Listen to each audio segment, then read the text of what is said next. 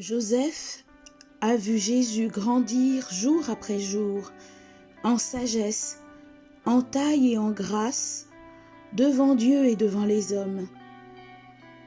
Tout comme le Seigneur avait fait avec Israël, il lui a appris à marcher en le tenant par la main. Il était pour lui comme un père qui soulève un nourrisson tout contre sa joue. Il se penchait vers lui pour lui donner à manger. Jésus a vu en Joseph la tendresse de Dieu. Comme la tendresse du Père pour ses fils, la tendresse du Seigneur pour qui le craint.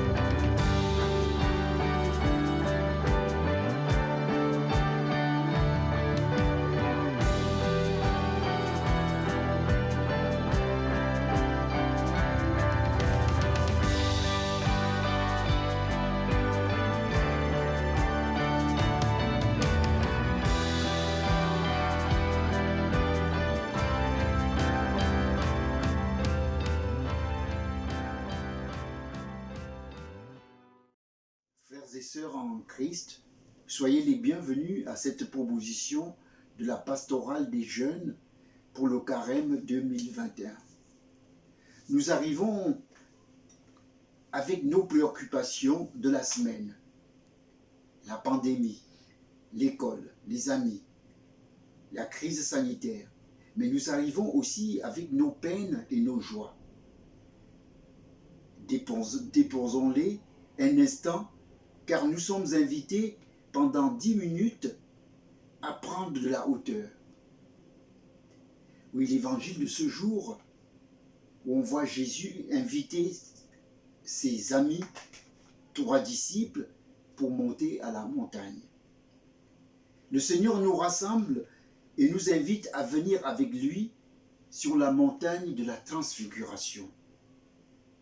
La montagne est un lieu privilégié pour la prière, la contemplation, la relation à Dieu.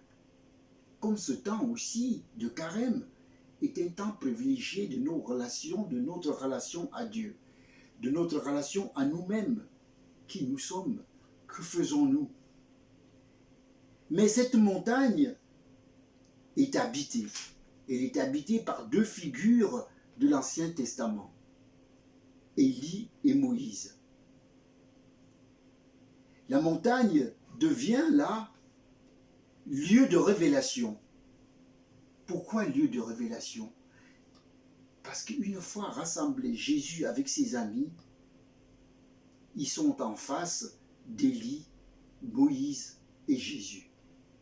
Et les amis de Jésus sont complètement bouleversés, ils sont pris de frayeur.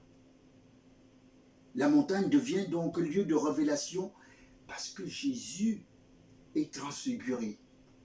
Jésus change. Jésus change, ils ont pris peur, mais ne demandent pas à partir. Au contraire, ils demandent à rester. Donc ils se sentent bien. À cet instant-là, qu'ont-ils découvert? Les disciples ont sans doute vu qu'il était Jésus et Dieu. Ils ont vu en face d'eux quelque chose qu'on ne peut pas voir. D'ailleurs, la voix du Père vient confirmer ce qui semble irréel. Celui-ci est mon Fils bien-aimé. Écoutez-le. Avec Pierre, Jacques et Jean sur la montagne, frères et sœurs, tournons-nous vers la lumière. Écoutons le Fils bien-aimé. Oui, Dieu nous aime. Dieu nous aime tellement qu'il nous a envoyé son propre Fils pour venir nous montrer le chemin pour aller vers Dieu. Le Seigneur nous donne rendez-vous et nous appelle à la conversion. Oui, ce temps de carême, c'est un temps de conversion. Nous devons changer notre façon de faire, prendre le temps de nous tourner vers Dieu, celui qui nous aime, prendre le temps de le remercier, prendre le temps pour lui, prendre aussi le temps pour nous-mêmes. Qui sommes-nous? Qui sommes-nous pour Dieu? Qui sommes-nous pour nos amis, nos parents? Dieu saint, dans ton amour sans limite, tu as envoyé un sauveur, ton Fils bien-aimé. Apprends-nous à l'accueillir chaque jour et à l'écouter comme tu nous le demandes.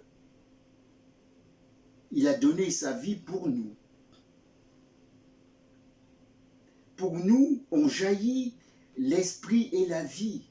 Accorde-nous, Dieu saint, Dieu 3 fois saint, de voir un jour resplendir la lumière de son visage. Avec les premiers disciples qui ont vu sa gloire, la gloire de notre Christ, redescendons de la montagne et poursuivons notre marche vers Pâques, vers la résurrection, vers Dieu qui revient, vers Dieu qui vient nous chercher. Amen.